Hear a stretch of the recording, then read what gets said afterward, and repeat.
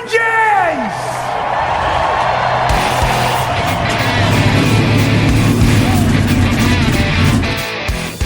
Hit the pace car! What for? Because you hit every other damn thing out there. I want you to be perfect. When I'm driving, I got a guy on the radio who talks to me. You can see him, but he talks to me. Well, I wanna be a race car driver. Pretty girls eating from my hand, yeah. Wanna live a life of fun and danger. No sweater working for the man, alright. Well, I wanna be a firefighter. Cool-headed when the heat is on, yeah. Save my baby from the burning building. Take her home and put the sleepless on, alright. No, he didn't slam you, he didn't bump you, he didn't nudge you, he rubbed you. And rubbing, son, is racing. Hey, race fans, welcome to the Hoobazoo Radio Network and welcome to Drafting the Circuits. My name is Frank Santoroski. I'll be your host for the next hour as we go over this past weekend in racing. Joining me in the studio this week is Mr. Richard Youden and Mr. Seth Eggert. Fellas, how we doing tonight? Doing good. Very good, thank you. All right, pretty quiet weekend in racing. We only had the only major series in action was NASCAR. They got rained out till Monday at Dover. The big winner was Martin Truex. IMSA was also in action this weekend. The IndyCar Series is making preparations for beginning the month of May. And Formula One is getting ready for their European swing. So let's start with Dover. So, Seth, the first weekend with the old/new qualifying procedures, did we see any issues in qualifying, or do you feel like that went off without a hitch? Qualifying honestly went off without a hitch, and one of the things that actually made this possible that apparently was the driving force, or one of the driving forces that encouraged NASCAR to make this move, was the new ghost car imaging that Fox News, Fox Sports has been using this year, that overlays each car on top of each other. And Chase Elliott got the pole. It was a brand new track record. I believe the top 7 broke the track record. And when I say broke it, they were about 3 to 4 miles per hour faster than the track record. That's a pretty big step in just 1 year or so. But overall, though, some of the drivers were not happy with the package and race trim. Especially I believe Kyle Busch said something along the lines of, "It sucks." Where did Kyle Busch finish? 10th. Oh, there you go. And Kyle Busch's 10th place finish ties a record with Morgan Shepherd for consecutive top 10 finishes to start a season. Yeah. Oh, I mean, there's no doubt the guy's consistent, but he's not bothered about finishing 10th, is he? Honestly, no, he's not used to being down that far. Unlike Morgan Shepherd, who a top 10 is like a gift. So nowadays. Yeah, I was gonna say, what year did Morgan Shepherd set that one? In 1991, I believe. He was driving for the Wood Brothers. Driving the motorcraft car. Yes, I remember it well. Yeah, actually, I met Morgan sometime around that period in time. I met him in a restaurant. He stopped in for lunch just out of nowhere. So interesting cat, that Morgan Shepherd. But let's get back to the current century and talk about the race. So we had the first 2 stages looked to be rather competitive, but then in the end, Martin Truex pulled out a very unassailable lead, and it just kind of got into almost a boring groove there. Yeah, but at the same time, we also saw Chevrolet really come to life for the first time in almost a year and a half, 2 years.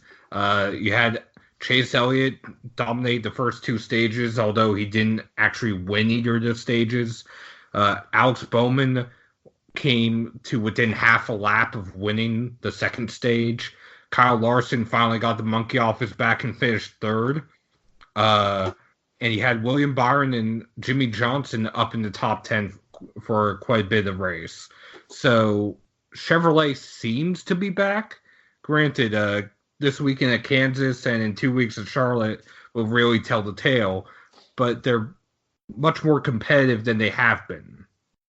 Yeah, this is Chevrolet coming off of a big weekend in Talladega, where they had banded together as a team to ensure that they won that race as well. So now, Richard, you've worked in NASCAR. You've worked on some Chevrolet cars. Yeah. Do you feel like Chevrolet is actually back? And can they sustain this, or are they still just the third banana?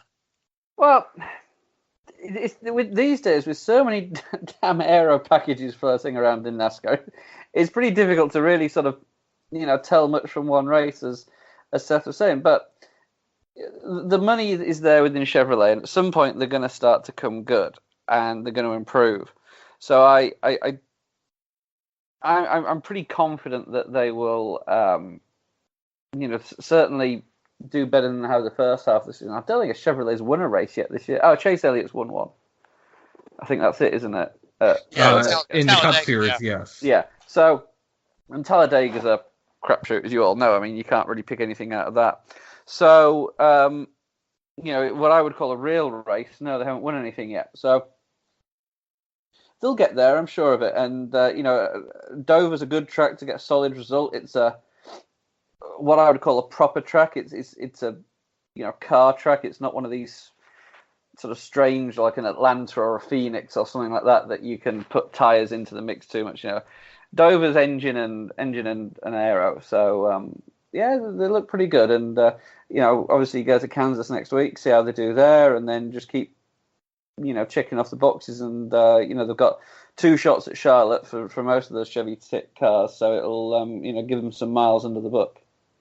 Now, Richard, what was your feeling about the aero at Dover?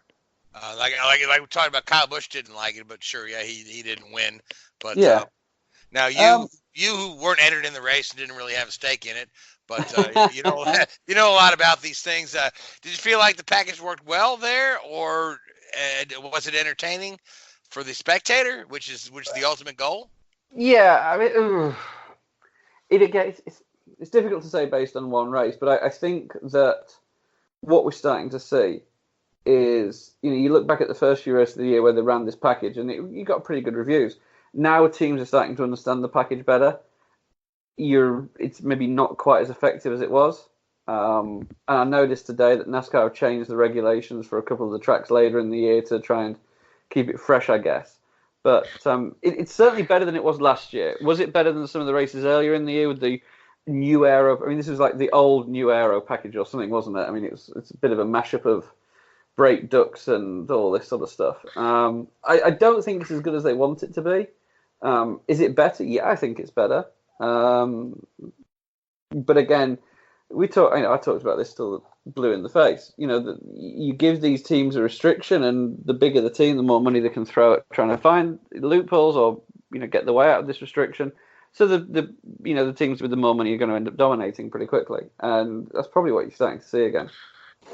Well, at the same time, at least for the tracks that you said that they changed the regulations, Darlington, Homestead, and Pocono, what they found through this first part of the season is the aero ducts are not actually affecting the brakes the way they anticipated.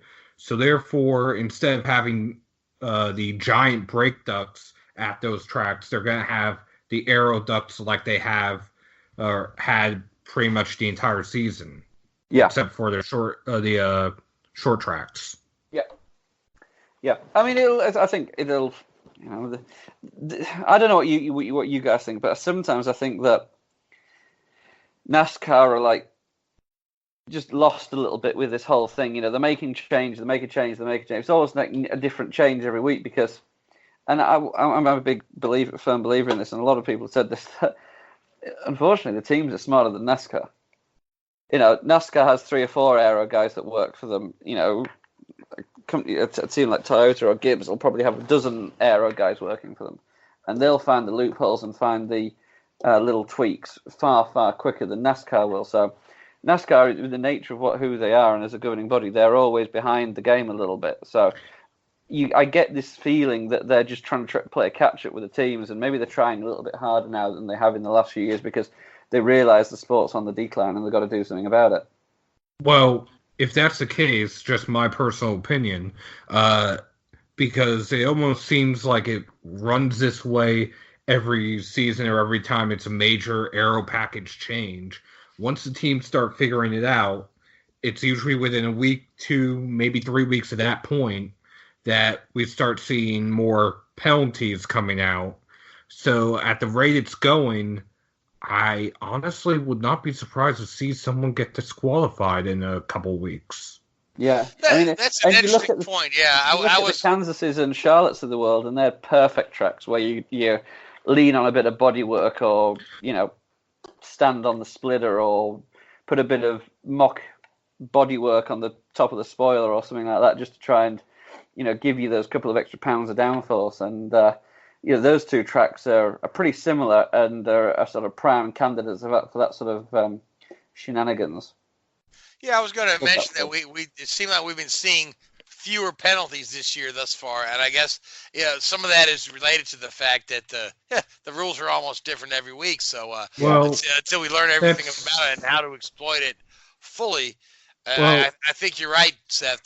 And Richard, the penalties are forthcoming. We're gonna find somebody to exploit that fully. And to be 100% fair, there actually have been more penalties prior to the race this season.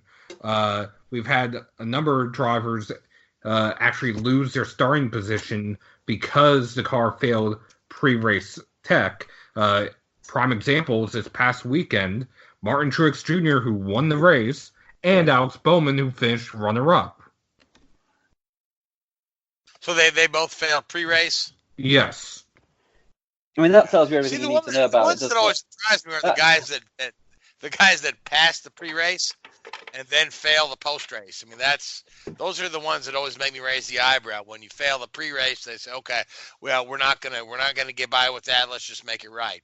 Well, you remember when Jimmy Johnson won the championship a few years ago? He passed pre-race, and then they pulled him out of line on the on pit road before the race, and he failed. I do remember that. That was 2016, or the time Jimmy Johnson won Talladega. I want to say it was 2012, maybe, and somebody came over the radio and said, "You know what to do, crack the back." Yep. Oh yeah, yeah. You hear it all the time. You know the routine. You know what we need. Burn her down. Blow an engine, or the old one they used to do is slam the car into the wall on pit road and shred the rear tires, which would destroy the rear bodywork. And NASCAR have clamped down on that now. NASCAR take a very, very dim view of a team telling a driver explicitly to do burnouts and damage a car in that way, because there's so many areas for gain in that part of the car that damage to it can make it almost impossible than to police it. I mean, you've seen teammates run into each other at the end of the race, and a car failed post-race inspection back at the tech center, and then they say, "Oh, it was damage. It was impact. It was contact." Oh, yeah, his teammate drove into him at the end. After. Or the other famous one that comes to mind, Clint Boyer. I want to say it was the 2009 chase at New Hampshire. He had won. And at the tech center, he failed tech by 1/4 of an inch, and the team blamed it on the tow truck that pushed him back around because he ran out of gas. Yep. Oh, there's so many little things. Yeah, but I remember somebody claiming that they failed tech because the driver climbed up on the roof of the car to celebrate after he'd won. Yep. Yeah, that was the so I mean, yeah, you can. I mean, there's all kind of funny ways to. I remember years ago. This is one of the funniest ones where they used to weigh Formula One cars with the driver. Yep. And then Michael Schumacher's had come in underweight, and he blamed it on the fact that he had taken a massive dump in between the time the car was weighed and the time he raced. So I'm like, golly, that German diet is hearty, but I can't imagine 5 kilos. So. Yeah, I mean, they used to when you used to see the drivers run into the into the mechanics. They used to slip water bottles into the pockets of their overalls and all this sort of stuff post race. I mean, but you got to look at it.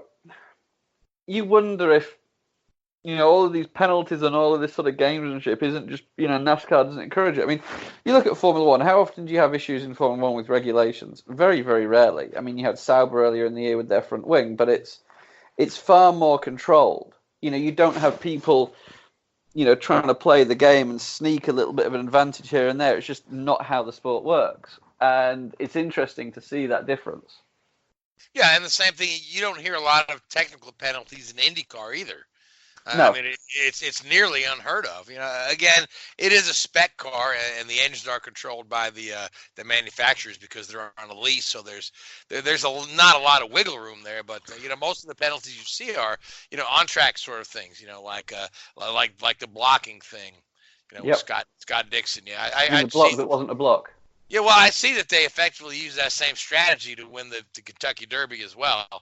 So, get the lead horse disqualified. So, but that's a different story for another show about 1 horsepower racing. So, now we're off to Kansas next, right? But before we start talking about Kansas, we had some support races at Dover. Yeah, we had both the Xfinity Series and the Truck Series in action. In the Xfinity Series, Christopher Bell went to victory lane. However, it was Cole Custer's race to lose, and unfortunately, he lost it on pit road. The pit crew just did not get him out in front of Christopher Bell. Bell had the better restart and just ran away with it. Custer had led 155 of the 200 laps. Otherwise, the Xfinity race was relatively quiet. I do want to give a shout out to Ryan Sieg, though. 14 laps into the race, he pitted with a loose right front tire, went 2 laps down, was able to get back on the lead lap and fell just shy of getting the top 10 in the race. And he did not get back on the lead lap until 14 laps to go. So it could have been a worse day for him. I mean, Ryan Sieg this season, outside Talladega, all of his finishes have been 12th or better for that family-owned team, which is impressive to say the least.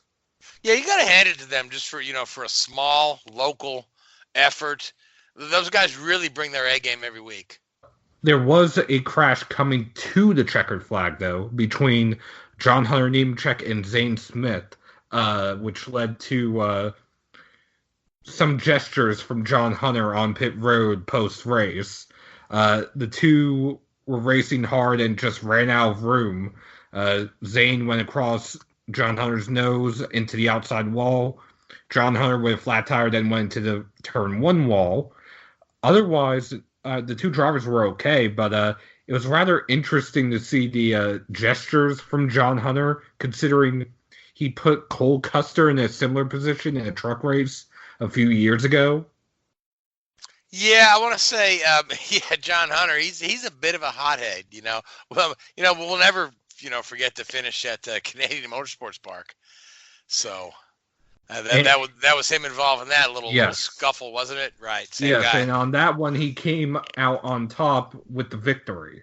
This time, that was for 8th place. Well, you got to admire his passion for the sport.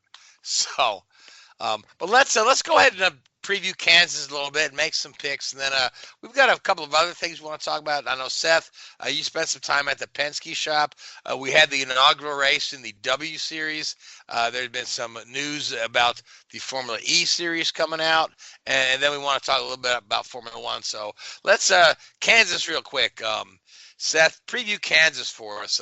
Is this going to be something similar we've seen to, like earlier we were at Atlanta, which is kind of a similar layout to Kansas? I wouldn't say Atlanta, because Atlanta is the oldest pavement on the circuit. I would almost say your best bet might be to look at Texas, because it was Texas where the team started figuring out this package. If it's anything like what I've seen and what people have been talking to me about, it's going to look a lot like the truck races have, where you're going to have almost like small packs, not the same packs as Daytona or Talladega or anything like that, but you would have maybe a pack of 5 cars here, a pack of 4 cars there, and the draft will be key. Well, certainly the draft will be key. So with that in mind, who do you like for Kansas? Seth, you like Jimmy Johnson, I take it? I'm just making your pick for you. Well, honestly, because it is still an unknown, I'm going to go with somebody who at least has been upfront in winning this season. And I'm going to go with Kyle Busch. Okay, now, Richard, who do you like? He had a good run last weekend. Let's go with Alex Bowman. Bowman did have a couple of good runs lately, yeah. So, Yeah, about time he breaks through. as far as one of those guys. Real quick, there was actually an interesting stat that came out about Bowman. He has finished in every single position possible in the Cup Series except for first. Oh, and that's going back to when there were 43 cars in the field. Wow. That's a pretty cool. Yeah, he's just mixing it up. He's trying to fill his bingo card. And he's got that one he can't. Waiting to call House, don't they? Right. So I liked the Ford cars, honestly, and I'm going to say Harvick because I honestly can't believe we're this deep into the season and we haven't seen at least one Kevin Harvick win. So I know that's coming, and maybe it's coming at Kansas. So that being said, Kansas in a week. Now, Richard, the W Series or Formula W, however you care to call it, the first series for all female drivers. It's very similar to in the car and engine, very similar to Formula 3, but they held their first race at the Hockenheim Ring. Their first race, it was delayed. They were supposed to start in Australia earlier, but they did get off the ground. I don't believe the race was broadcast in the United States, not that I saw anyway. I know there's some clips out there streaming, but Jamie Chadwick won from pole. But what were your impressions of the series, the reception for the series, and just the quality of racing? I think he's going to take a little bit of time to mature. I think the race, from the highlights that I saw, it's unfortunate that, I think both in the UK and the US there's no live stream available, which is a little bit of a oops. It's not helping the series to take off, really. And there's 2 Americans in the series, too. Yeah, and the first round was, I'm not going to say won by a British girl, but dominated by a British girl. I mean, it was pretty impressive, her performance at the weekend. She, was fastest in free practice, was on pole by a second or something, and then, from what I saw, had a pretty scrappy start to the race, and then it still ended up winning. So, Jamie Chadwick is her name, and yeah, pretty impressive. I must admit, her performance that weekend. Like any series, it's going to take time to take off, and it's got to gain the interest, and it's got to get the viewing figures, get the people through the gates, get the people talking about it on social media and all that sort of stuff. And again, it has to be able to stand up in its own right. It can't be seen to be, for want of a better word, leeching off the success of other series. It has to be successful in its own right. And certainly, yeah. And they've they've been running this as a companion to the DTM series, which is a fairly popular series, the German touring car series. Yeah, so they're not playing to empty grandstands, so they're there's a support race to a very successful series, and a very and when you consider the depth of talent in that series, that these teams can lean on, as sometimes just folks in the paddock talk to one another. It's a good link up. So, but Seth, let's talk a little bit about the 2 American young ladies in the series. The one is Shea Holbrook, and she's most recently had been running the Lamborghini series, and the other is Sabri Cook. Sabri Cook, and she's a product of the SCCA. She's run the Formula Ford, and she's done some USF 2000 races. So, pretty good qualifications to move up to what you would essentially call Formula 3. So, how do you feel like the Americans represented themselves over the weekend? Well, unfortunately for Sabri, she had transmission issues on the initial start. So by the time she got her car in gear, and it wasn't any fault of her own, apparently post race when they looked at it, she had started with a car that had a stripped first gear. Ooh, nice. So she ended up, I think, 14th or so out of the 18. Granted, there two wrecked on lap one, which was in part because of the wet conditions. But honestly, they had quiet outings for the first race. The fact that Sabri was able to get her car started in second gear, I'll admit, is impressive nonetheless, considering it was a standing start. But that being said, both she and Shia Holbrook, they both have impressive stats just going into this. Shia, I've followed through sports car racing, most recently, like you said, Lamborghini. And Sabri, I've followed in what was the Mazda Road to Indy. I believe she's still doing Pro Mazda this year, or I honestly forget the exact name of the series this year. But I know, yeah, I think they call it Indy Pro 2000. yes. USF 2000, Indy Pro 2000, and then Indy Lights, and then Indy Car. So yeah, she's still hopping around in that series, which is a good experience. And again, like we said, Miss Holbrook is also running the Pirelli World Cup, driving a Lamborghini. So, but if you look at some of the other folks in the states that tested out for that, Natalie Decker was one who's a product of essentially circle track racing. She didn't make the cut, but I mean, do you feel like somebody coming out of that sort of background would make a good fit into this type series anyway? Because it's really it's a jump to go from doing circle dirt tracks to European style single seater. Honestly, I want to say it would depend on the situation. And the main reason why I'm saying that is we don't have many men, let alone women, that can do a jump like that nowadays with how specialized each series has become. This was actually a topic of conversation I had with a few people earlier in the week and last week at Team Penske. You don't see a lot of people even attempting the double, which is the Coke 600 in the 500, let alone even attempting to make a complete transition from stock cars to open wheel to even sports cars, unless you're just that talented. I mean, yes, we've seen recently Elio Castroneves go from, and Juan Pablo Montoya for that matter, go from IndyCar to sports car racing, but we haven't seen many drivers make the jump from stock cars to open wheel or vice versa and be successful at it.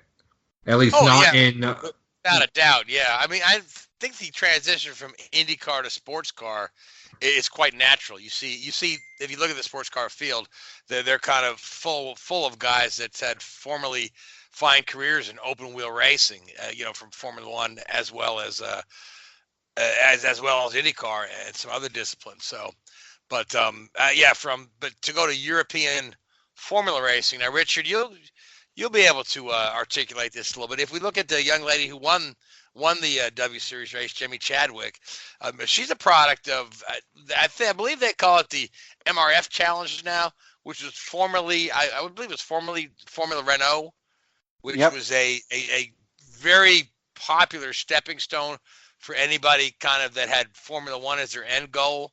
But she's relatively light on years of experience and track time. Yeah, I mean, you look at her. I mean, she's only 20 years old for a start, so right, yeah. But additionally, I mean, the former MRF challenge that you sort of mentioned is it's a Asian sort of version of the Formula Renault series. It's like cricket in India. Yeah, I mean, they're looking at it here. They only had 3 races in Abu Dhabi, Bahrain, and somewhere in Chennai in India. So it wasn't a and they had the grand total of 5 entrants in every race. So it wasn't a prolific series by any stretch of the imagination. But, hey, you can only beat who you race against. So, you're not knocking her there by any stretch of the imagination. But you go back a little bit further in her sort of racing career, and she raced British Formula 3, won a race there, and finished in the top 10 in the championship both seasons. That's no mean feat. And she was the first woman, I think, to win in Formula 3 there. And also, she won the British GT Championship, which again is a pretty competitive series. So you've got to give her she obviously can handle herself pretty well out there on the track, and at only 20 years old. If she can go, if she goes on and dominates the Formula W Series or W Series or whatever it's called, and of the 6 or 7 races they have in a year, if she goes out and wins, 3 or 4 of them and wins the championship quite comfortably, then it'll raise some eyebrows, I think, and it'll, some people with a little bit more clout in the sport may start to take a look at her, which, and good luck to her. You've got to make your name somehow. So yeah, good luck. And I know a couple of teams actually tweeted their congrats post-race. The one that caught my eye was Aston Martin Racing. Mm-hmm. Oh yeah, I mean they'll obviously have a link somewhere going back into the British GT Championship, and Aston Martin are very heavily involved in that series, so I'm sure there's some link there, and their paths have crossed over the years. But as I say, if she can go out and dominate, win the championship, and win 4 of the 6 races or 5 of the 6 races, I mean, she was pretty dominant in Hockenheim. So they're already speculating. It's already out there. Can anybody beat Jamie Chadwick? I'm like, well, we're 1 race into the season, but it was. I mean, qualifying. But good for her to make the headlines. Yeah, I'll just see if I can find the figures here. I mean, qualifying. I mean, I don't know if it was a wet qualifying or not. Yeah, wet conditions. So fair enough. So that does obviously increase the differential, but she qualified on pole by 1.7 seconds. I mean, that's that's a big chunk of time in anybody's book, even in the wet. Yeah, it certainly is. Yeah. On a 2-minute lap, that's pretty good going. And then to win the race was and again, and I know, from what I can remember, I'll say I only saw highlights. She didn't have a great race. So to end up, she made a couple of mistakes and lost a few positions at the start of the race. So to come back and win that race was pretty impressive. Yeah. So this whole series is a work in progress, but the fact that folks are talking about it is a good thing, and just hopefully it'll serve its intended purpose. And its intended purpose is to eventually put a female into Formula One. Whether they want one or not, there's a lot of really strong opinion there, and a lot of guys that'll tell you why a female driver can't do it. But I love it that we have this thing where they're going to show us why somebody can. The only drivers that don't want a woman driving in their series is they're worried about their own seat, not because they can't do it. Certainly. But I was referring to team managers and the like, and folks like Ecclestone and whatnot. So, hey, the chauvinism runs deep in the industry. So, but more power to all those young ladies for getting out there and just making their dream of becoming a professional race car driver come true. So, now speaking of another series, Formula E is. On the outset, it looks very, very solid, with tons of manufacturer support. But indeed, in their first 4 years of existence, they've lost $104 million to $140 million. And now they're reporting they've lost another $29 million so far this year. And this is a series that cost, I believe, $900 million. To run, and they're so Richard, what are your thoughts on Formula E? Are they going to be able to keep this thing afloat, or is or the creditors going to come and shut it down? I think now that privateer manufacturers are getting involved, I don't think that's going to happen because they've obviously got a vested interest. So if the governing body started to struggle, then teams would look at, well, we're investing all this money, we need the sport to survive, so they're going to start propping it up. When you look at a series like A1GP that folded, all the cars were owned by the series. So if the series went under, the race teams are basically contracted to run the cars. So they weren't too bothered. They're like, no, we'll just go and find another series to run it. Whereas here, they're more vested, they're interested in it, and they're more involved in it. So I think you probably see them stick around or bail the sport out one way or another. So I think the sport will have a long-term success. Interesting enough, reading a report that in 2015 they were very, very close to going under, and they've managed to weather that storm. And I think it's set to succeed. I think now you have the big manufacturers in there. Mercedes are involved, and Porsche and Audi, and some of these other big names. I think it's gonna, it will be a success, and it's got heavy backing from the FAA, not just a token gesture, should we say. This is heavily, heavily backed by the FAA and Jean Todt and guys like that. So I at the end of the day, they're, what's their loss figure? Around about 20%. I mean, that's not a huge number these days. Most companies, sometimes they want to operate at a loss like that to avoid taxes and all this sort of stuff. So you've got to, read those numbers a little bit carefully. But I think it certainly needs more publicity. And, you look at the driving field. I mean, you could argue that it's the second strongest driver lineup outside of Formula One, mainly because it's a lot of Formula One rejects. But sure, yeah. It is a pretty good, Jean-Eric Verne and Sebastian Buemi and guys like that. It's and Alan Prost's kid is in there, right? And yeah, oh yeah. I mean, the Prost kid was in there he was in there. I don't know if he still is now, but I mean, they've done away with the car switch for the pit stop. Yes, that'll help them massively. Thought that was ridiculous. Now they can do a proper pit stop. Yeah. But now, in as far as just developing technology for road cars, there's more of a push to go electric. And I firmly believe that had we done things differently 30, 40 years ago, we may be all on electric power by now. But we're still reliant on fossil fuels.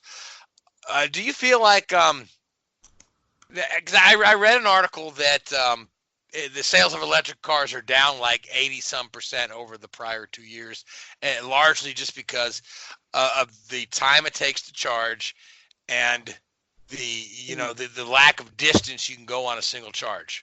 It's not. I mean, it's great for commuting back and forth to work and plugging her in overnight. But if you like to travel, for sure. it's not viable, and then more of like a hybrid kind of thing, or is more of the way to go. But I mean, what is your honest feeling that the auto industry can get out of Formula E? Do you think they can? You being a bit of a technical guy, can they get to a point where they can develop the technology through racing to kind of satisfy some of those concerns? So, going back to the late 2000s, I guess it was, when the Kerr's energy hybrid system, whatever you want to call it, came into play in Formula One. I knew a very good contact who was in a Formula One team, and they were developing their own hybrid system, and they had a Toyota-powered engine at the time. And Toyota sent over some of their hybrid experts who had been working on the Prius and cars like that. And they just burst out laughing when they saw what the Formula One teams were doing. And then a year later, the same engineers came back and they were like, "You're 5 years ahead of us in the space of a year." That's where racing series and things like that can far outpace the general population, for want of a better word. Translating that technology back into industry is difficult. The budgets that these race teams work on far exceed anything that a road manufacturer could do. And they're maybe producing 20 batteries a year per team, or 10 batteries per year per team. A car manufacturer would have to produce 20,000 batteries a year, or what, if not more. So it is difficult. But saying that, you look at the computer industry, for example, the rate at which that sort of has expanded over the last 30, 40 years. It's incredible to think what they've achieved. I mean, there's in the computing world, there's this concept called Moore's law, which is like an exponential growth in performance. You know, you for every year you double the performance of a component, and it loosely based around that sort of concept, but it's pretty true. You know, the growth in the battery technology is big, and you're a long way off seeing, you know, haulage trucks traveling from New York to LA on a single battery charge that lasts 3 days and can do 3,000 miles or whatever it is. But saying that, you know, I drive 20 miles a day to and from work. There is no reason whatsoever why I can't have an electric vehicle. Now I'm driving 400 miles tomorrow, so I need a gas-powered car. But, you know, I wouldn't have a problem going out now and having an electric vehicle and a standard vehicle and splitting it, you know. Obviously, there's huge political motivations both ways on that spectrum, you know, for developing, you know, the green initiative, if you like, with the battery process, and also there are other political opinions leaning towards, you know, the use of oil and natural resources in other parts of the world. So it's a very difficult topic, and it's one that, you know, could be a whole hour show in itself. Yeah, certainly. But I mean, you know, but the long and short of it, though, is, you know, the way to develop technology is through auto racing. You know, for the industry, because I mean, nearly everything on your car, you know, had some sort of a start in racing. You know, even if you consider NASCAR, you know, the rear view mirror was invented by Ray Haroon for the for the first Indianapolis 500, and, you know, most of the plies and biases used in tires, you know, all came out of racing. Most of your engine management systems all came out of racing. For sure. The telemetry and the engine computers all come out of racing. So let's just I'd like to see Formula E succeed, but I just wonder where our other series will go. You know, like NASCAR and IndyCar, you know, both are really, you know, NASCAR particularly is looking at ancient technology, and IndyCar with a V6 turbo engine is not really forward thinking either, and they're having a hard time, you know, convincing another manufacturer to come on board. So I think we'll probably see that hybrid technology that Formula One is using in those two series in the next 10 to 12 years. What do you think, Seth? I honestly would not be surprised. And I keep hearing rumblings as far as NASCAR is concerned about, at the very least, an electric series that's completely separate from Cup and Xfinity and Truck. But at the same time, when I was at the Ford Performance breakfast luncheon earlier this year, Doug Yates himself said that for the new engine that's supposed to be coming in 2022, they are looking at hybrid designs. So if they're already looking for hybrid, Well, you see, here's my point. I don't know how that would work in NASCAR, because you're wide open for 80% of a lap. You know, you need to have regeneration in a hybrid system, you know, whether it's under braking or, you know, physical heat management and the heat braking, or just general retardation. You're not going to get that on 75% of the tracks that NASCAR go to. At least currently, how they're going to do it. At least currently, with completely new generation of car, they, at least if everything from what they're saying and talking about and predicting comes to fruition, they would not be able to flat-foot it around virtually any of the tracks other than maybe Daytona and Talladega in Michigan. Yeah, but I mean, they'd need to have a braking phase to, you know, regenerate. I mean, even if you have a hybrid system like the Formula One cars do, they discharge and recharge throughout the whole race. You know, they don't start off at 100% and by the end of the race are at 0%. They're those are the state of charge of the battery throughout the lap. I can't see how those are NASCAR all could do that. yeah, those are all considerations that are going to have to factor into what the next move is for NASCAR. So, but I'd said honestly, I don't know about an entirely different electric series. It'd be interesting, to have a U.S. based electric series. But I was talking to a guy the other day that proposed that IndyCar should start their own electric series just like Formula E, and I'm like, why would you do that? Because Formula E already exists. And you also have so to create a copycat, and Formula E created iPace, which is a touring car version, essentially, if I remember correctly. Right. So why create a copycat of something that's already there? Because the success rate of copycat leagues. Just look up USFL, XFL, American Basketball Association in Wikipedia and see how it is. So now, Richard, when you were at RCR, you did as an experiment some stuff with some hybrid engine. Yeah, I mean, there's work you can do with the battery systems, and back in sort of 5 or 6 years ago, there was a lot of unofficially, I guess is the best phrase to use. Fords were very dominant on the super speedways, and we had a feeling, without knowing for certain, that they were playing around with putting battery power back into an engine. There's no guarantee that was what was happening, but we had a pretty strong sense that was what was going on, and the technology's there. A lot of the alternators that you can find in regular road cars act as generators as well as consumers of power. So, little bits have been done. Obviously, to get to a true, this was, we did some calculations, and you were maybe like 1 or 2 horsepower at most. Far from the hybrid systems you see in Formula One and even on road cars. But there's potential there for sure, and I know some teams have sort of messed around with it, and it's been clamped down on by the governing body as of now. But there's certainly potential there. I wonder how well it would go down with the fan base.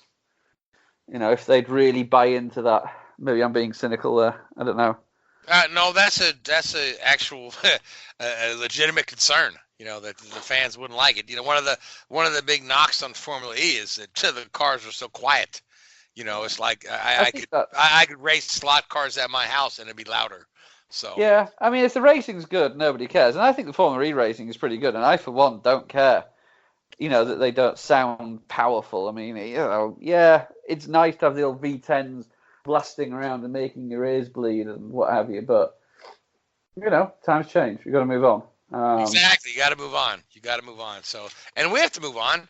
So, because we're steadily chomping through our hour. But Seth, I want to allow you some time because you have spent a lot of time in the paddocks at NASCAR races and talking to NASCAR drivers, team owners. But you had an opportunity this past week to go to the Penske shop and talk to their IndyCar drivers. You had a chance to sit down and have a little time with the Indianapolis 500 winner Will Power and his teammate Simon Pagenaud. So tell us a little bit about your day up there at Penske Racing from last week. Well, it was a meet and greet for the fans, and more so, but it was interesting to say the least. I wasn't expecting that many people there where it is in NASCAR country, but to my surprise, they had about 40 to 50 fans show up for that meet and greet. I had a few minutes before the meet and greet to speak with Will Power and a few minutes after with Simon Pagenaud. We talked about several different topics, and during the meet and greet itself, the drivers talked about some topics. One particular with Will Power that I spoke to him about was the double, the Indy 500 and the Coke 600, mainly because it was a topic that he spoke about on the Dale Jr. Download a couple weeks ago. And I was asking some follow-up questions to him. For one, with the new windscreen, which he is almost guaranteeing is coming next year, he believes that more drivers will be willing to attempt the double, specifically Kyle Larson, Kyle Busch, Kurt Busch, possibly even Brad Keselowski. And on top of that, I asked him if he thought that if anyone would ever win the double, which honestly I don't think will happen. And he deadpanned. Never say never. Oh, I know. But he deadpanned and looked at me and said, if anyone will ever do it, it would be Kyle Busch. And why not? That's hard to argue.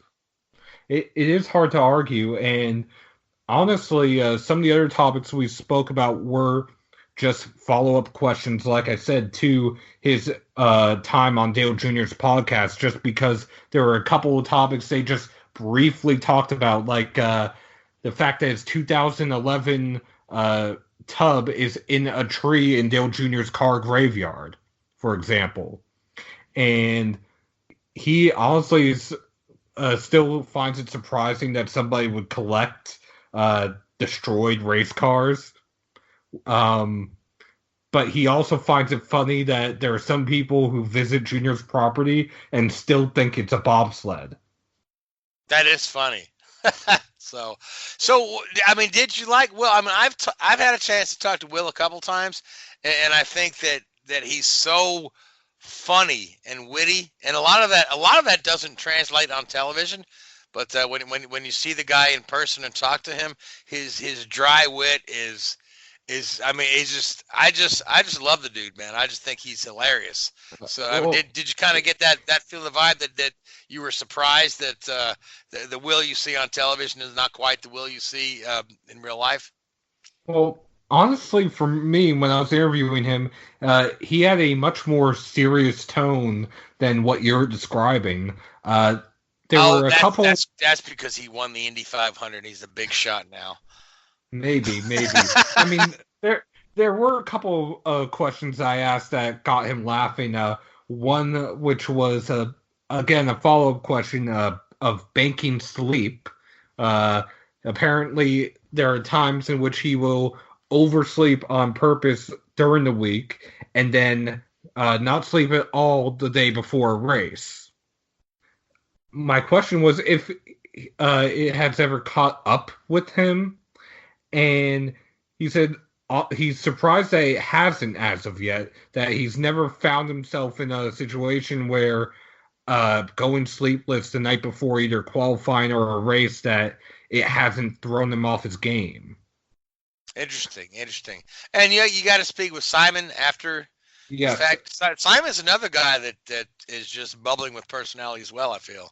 Yes, and Simon, the first question right off the bat, I'd asked him, going back to the days when Champ Car and IndyCar merged, if he thought he would ever find a full-time IndyCar ride, and how long he thought it would take him to get his footing in IndyCar.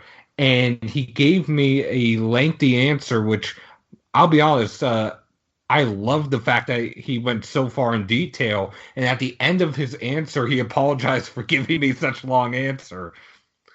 That's funny, yeah. A lot of folks don't realize that both Will Power and Simon Pagenaud were teammates were in Champ Car. Team Australia.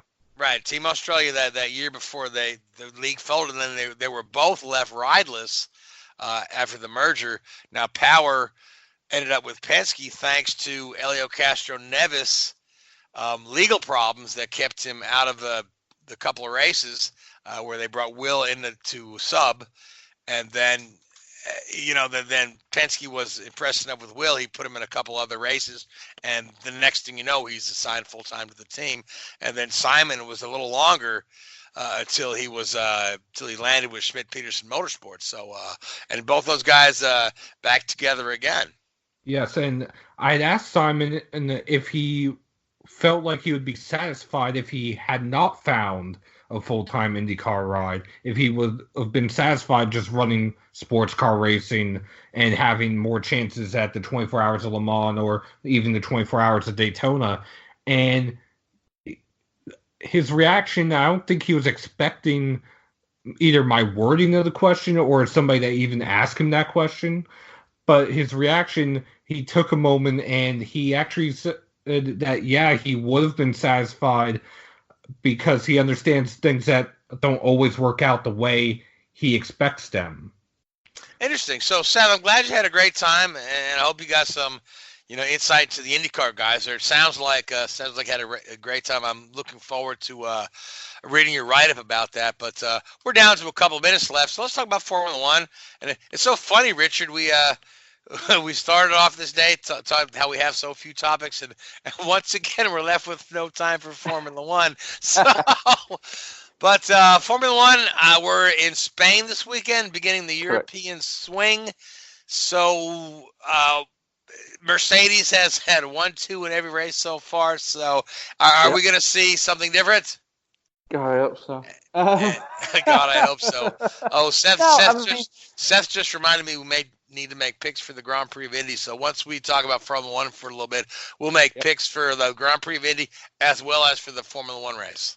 I mean, I genuinely think that, everybody gets all sort of wound up on this. Oh, the same guys win every week. But you know what? If it's an entertaining and close competitive race, it doesn't really matter.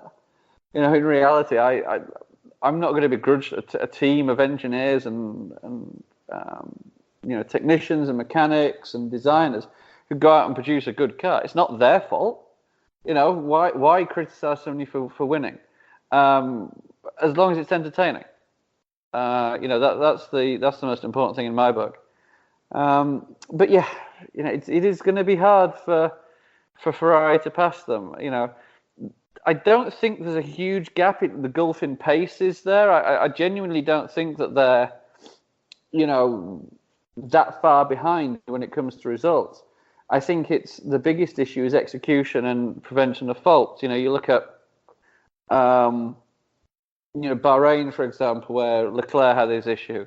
Leclerc then, crashed in Baku. Now, you could argue that if he hadn't had the accident in Q2 and they'd been able to work together in Q3 and got a toe off each other as Mercedes did, then Ferrari could have been first and second on the grid in Baku, and we're talking about a completely different race result. So I think Ferrari's issue at the moment isn't necessarily raw pace. Yeah, it's not quite there. There's little chunks of pace missing, but it's not half a second a lap or even a quarter of a second. It's probably not even a tenth of a second a lap over the course of a race. It's probably half a tenth. But then there's also the execution fact, and what that means is that's not putting, Mercedes are under pressure. So Mercedes can just execute their normal game plan without worrying about what Ferrari's doing. They can double stack cars and all this sort of stuff without being like, oh, well, we've got to react to what Ferrari are doing. They know that if Ferrari aren't executing their plans correctly, then Mercedes will win. So that's what I hope. I hope that Ferrari bringing an upgraded engine early to Spain, and they're great. Let's hope that gains them a little bit more performance. I don't think it's enough. I'll be surprised if it's enough. But I think the biggest issue for them is that they need to execute, in the 3 practice sessions and qualifying in the race. If they can, check those boxes, then I think it'll be a lot closer. All right. So that being said, who do you like to stand on the top step of the podium in Spain? Bottas. And Seth, who do you like? In Spain, Leclerc. Okay, so I'm going to go with Hamilton because y'all left him for me. So then quickly, let's the Grand Prix of Indianapolis, which has been won by nobody except for the 2 guys you got to talk to last week, Will Power and Simon Pagenaud. 3, I think Simon's got 3, Will's got 2 of the 5 that have been contested. So who do you like for the Grand Prix of Indianapolis, Seth? I'm going to go with their teammate, Joseph Newgarden. Yeah. Okay, not a bad pick. And Richard? Rossi, yep. You know what? You stole my pick. I was going to say Honda's going to break this Chevrolet stranglehold on the IndyCar Grand Prix. You took Rossi, so I will take Takuma Sato. Oh. The dude has been spot on this year. You can't deny him that. So no, he's been doing good. Boy's been good. He's been doing well. So, all right. So, any last minute thought, guys, before we wrap up? So that's a no. That's a no. Okay. So next week we've got the Spanish Grand Prix, the IndyCar Grand Prix. We've got NASCAR in Kansas. So we've got a packed slate of races to talk about next week. It's going to be a great weekend of racing. And also, Mother's Day coming up. Give her a hug. And thanks to you, Seth. Thanks to you, Richard. Thanks to the Hoobazoo Radio Network. Thank you, iHeartRadio. And thanks to all you folks that tune in and listen to us. And we'll talk to you next week. Good night. WHOOBAZOO, that's Hoobazoo.com. Enter website, enter website, enter website, enter website.